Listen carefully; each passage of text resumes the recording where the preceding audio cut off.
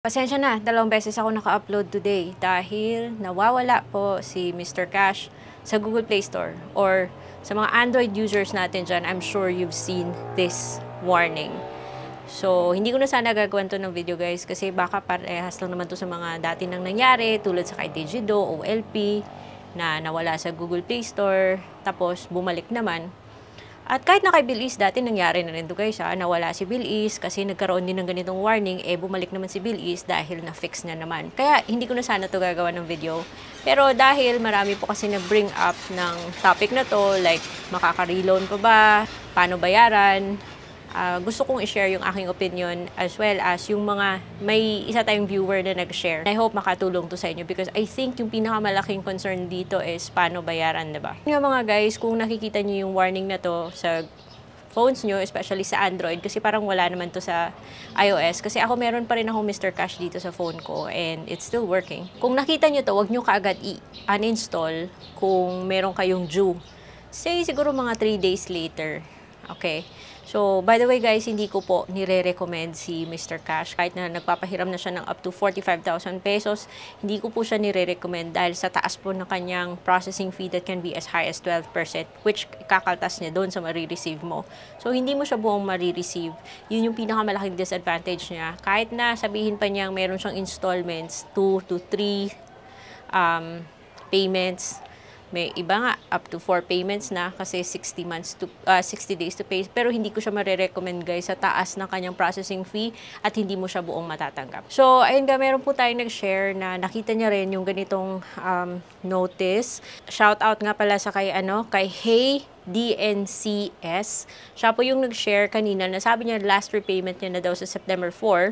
Kaya in-enable niya pa rin yung instead na i-uninstall kahit may warning risk para di siya mawala sa CP niya.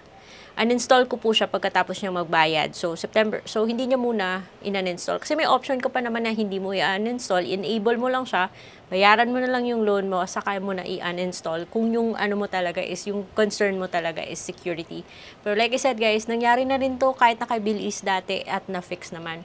So, kanina, kasi ang dami sa inyo nag-comment, nawawala si Mr. Cash, yung first kong ginagawa kasi guys, pag merong ganito is, pumupunta ako sa official na social media ng loan app. Dun sa Facebook page ni Mr. Cash, nag-post po siya that they are aware of the issue. At nag-check din ako sa SEC Facebook page, sa Google, chinek ko kung meron bang update, tinanggal ba sila, ni-revoke ba sila. So far guys, wala po akong nakuha. Kaya ito po yung reminder ko sa lahat na kapag po yung isang loan app ay nawawala po sa Google Play Store, huwag po tayo kaagad mag-assume na tinanggalan po ng lisensya or always check for official announcements po talaga. So ayun, in these cases, baka nag-update, baka may fix, baka may kailangan lang gawin, may bug. Kasi guys, ilang beses na natin itong nakita. Si OLP, nawawala, bumabalik. Si Digido, isa pa yun. Tapos, kahit na yung mga na-revoke nga, hanggang ngayon, nandun pa rin Ayun, kung notice pala yung nakita nyo, i-enable nyo muna. At kung papalapit na yung due date, mga 2 days later, bayaran nyo. At kung talagang concern nyo is security risk, nyo na i-install pagkatapos magbayad. Total, magte-text naman si Mr. Cash, meron naman yung reference, tatawag naman sila. Ang dami ko namang narinig na kwento na hindi naman sila nanghaharas, maayos naman silang pakiusapan. So, makipag-ugnayan lang guys kung yung concern yung payment. Ayan. So, pero paano kung na-uninstall yung app? Paano yan?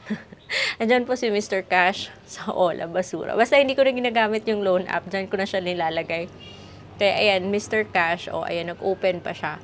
Hinihingan ako ngayon ng login kasi chinek ko rin siya doon sa Huawei at nakapag-login po ako doon. So, na-access. So, sa Huawei Gallery, na-download pa rin siya, guys. However, doon sa Huawei Gallery, doon mo makikita na parang may relationship sila ni Fcash Lending from the same developer. So, pero under to sa kay eGeneration, yun yung nakakalito sa mga loan apps, diba? So, nag-work po siya sa iPhone. Wala pong warning sa iPhone. Nag-work din siya sa Huawei Gallery. I think the problem is just with Android. Gusto mo talagang ma-access yung loan app, pwede ka naman maghanap ng friend na may Huawei or may iPhone. Pwede kayo mag-login doon, guys. So, yung phone number nyo, lagay nyo lang. Nakatanggap ako ng code, nakapag-login ako, and actually, guys, naka-loan ako. Pero, hindi ko marirecommend si Mr. Cash. Pag nakabayad na kayo, guys, huwag nyo nang utangan pa ulit. You can see dito sa loan app ko, meron pa nga siyang offer nga 28,000 and up to 45,000 na siya and up to 60 days to pay. However, ganun na siya ever since. So, nag-stop ako mag-loan kay Mr. Cash, hanggang 28,000 na lang po ako, guys. Dahil hindi po siya kasi tumataas pag hindi mo tinitake lahat. The only time na tumataas na yung loan mo, pag na-max out mo siya, binayaran, finalo mo yung schedule, so tataas yung next offer mo. Yung sa akin, na-stuck lang siya sa 28. Pinapababa ako ng pinapababa until ayoko na talaga. Because, truth is, ayoko na talaga dito kay Mr. Cash because yun nga, nag-charge siya ng service fee that's more than 10%. Tulad na lang nito, nag-reloan ako, guys, may minimum siyang 6,000. So, hindi ko tinake yung 28, kaso yung minimum yung gusto ko sana 1,500 lang. But here's another problem with Mr. Cash. Pag naka-installment ka na, hindi ka pwede na mababang amount. At nung kinonfirm ko or nag-proceed ako, guys, pinili ko lang yung 2 payments kasi pag 2 payments, 20 days apart yan. So, 2 payments, 9/20 yung next kong due date, pagkatapos, or September 20 yung next kong due date. Pero guys, 12% po yung kakaltas niya. So, yung matatanggap is 5,280 lang. And then, babayaran siya ng 3,300 every 20 days or for the next 2 payments, 3,300. So, 20 days apart yan kasi for 40 days, yung total na mababayaran mo is 6,600. Sa loan na 5,000 na hindi mo naman, nasa loan na 6,000 na hindi mo naman buo matatanggap. So, ang laki ng fees niya, guys. How much more kung dun ka sa 28? So, natanggap ko kasi yung payment, yung disbursement channel ko is PayMaya. Natanggap ko and now I have an obligation. Kung natanggap nyo yung warning, i-enable nyo, bayaran nyo, at wag sa kanyo na i-uninstall pagkatapos yung magbayad. Kung sakali na uninstall yun na, try nyong maghanap ng kakilala na may Huawei or may iPhone, doon kayo mag-login, nag-work pa rin po si Mr. Cash, at kung gusto nyo mag-reloan, nakaka-reloan pa naman po, but don't expect too much. Kasi meron din nag-comment kanina na nagbayad at nag-try mag-reloan pero na-reject. Ako nakuha ko yung 5,280 ko, which ayaw ko na sana, pero tinry ko kung makaka-reloan pa. So guys, yun lang. Nag-share lang ako ng opinion ko. This video is not financial advice. Siyempre, gusto ko lang i-share. Hindi ko na sana, like I said, hindi ko na sana gagawin to ng video. At sorry po talaga na twice ako nag-upload today. Gusto ko lang po kasi i-share yung mga napansin ko regarding the matter. So, that's all for today. And promise, guys, promise. Kasi, na-approve po kasi ako sa isang legit na loan platform. And I was approved for 30,000 pesos. Babayaran ko siya ng 6 months. And, okay na yung interest niya, ha. Legit siya. Pero, hindi po kasi siya instant, guys.